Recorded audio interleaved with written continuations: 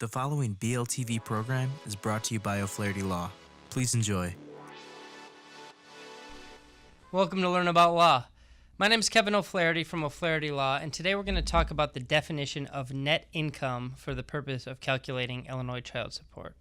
Let's first talk about how Illinois child support is calculated and why net income is important and how that factors into the calculation. So since 2017, child support has been calculated by determining a total amount that both parties are responsible for paying towards the well-being of their child collectively by looking at economic tables that are basically given to the court as guidelines. There's a bunch of factors, including geography and number of children involved, that factor into where you're going to get the total pool of money for the support of the children. But once you have that, then that pool of money is divided between the responsibility for paying that pool of money is divided between the two parents based on their net incomes relative to one another.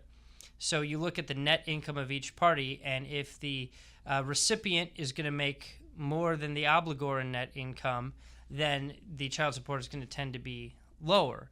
If the obligor makes more than the recipient, then the child support is going to tend to be higher, and the more there is a disparity, the more that the payment goes up or down. So it's really the first step in determining your child support obligation is figuring out the net income of each party, and once you have that information, you can then look at the guidelines, find out where your family falls on the chart, and then divide that number between the two parties based on relative net incomes. So now let's talk about what the definition of net income is. And we do this by figuring out what gross income is first and then subtracting things out of it.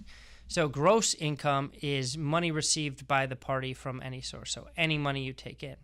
And then net income is your gross income minus the following types of expenses. So money spent on federal and state income tax, Social Security payments, any mandatory any mandatory contributions required by law or by your employer to retirement accounts, any prior child support obligations, so obligations on child support orders that were entered prior to the order in question, any prior spousal maintenance obligations, union dues, health insurance premiums, money spent to repay debts that were reasonable and necessary to generate income, and money spent for the reasonable benefit of the child or the other party.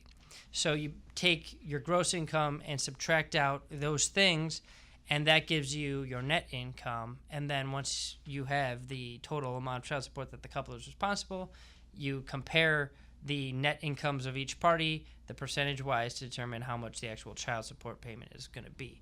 A lot of people ask the question of what happens if one of the parties is voluntarily unemployed or underemployed.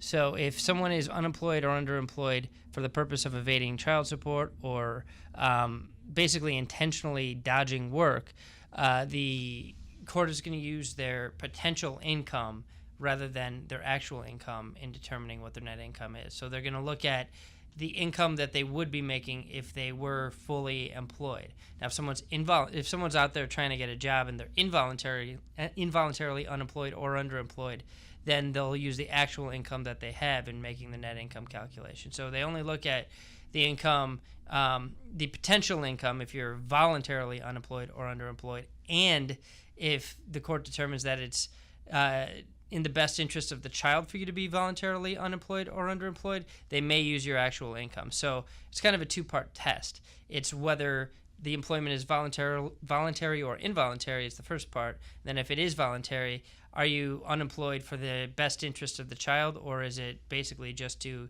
dodge child support or receive more in child support? So if you have any questions, please leave them in the comments section below this post at learn-about-law.com or below the video on our YouTube station. If you found this helpful, we would love it if you subscribe to us on YouTube, iTunes, or SoundCloud, or all three. If you would like our help, please feel free to give us a call at 630-324-6666. That's 630-324-6666. We offer free consultations in nearly every area of law, and we have offices all around Chicagoland for your convenience. Thank you so much for listening. Thanks so much for watching our video. If you have any questions, feel free to comment below. Click the subscribe button for new videos every week, and download and review us on iTunes. Visit learn-about-law.com for other legal-related articles and videos. Visit our business podcast and video blog, seizeyourbusiness.com, and visit Making Real Estate Fun for real estate videos and podcasts. Call us at 630-324-6666 for a free consultation.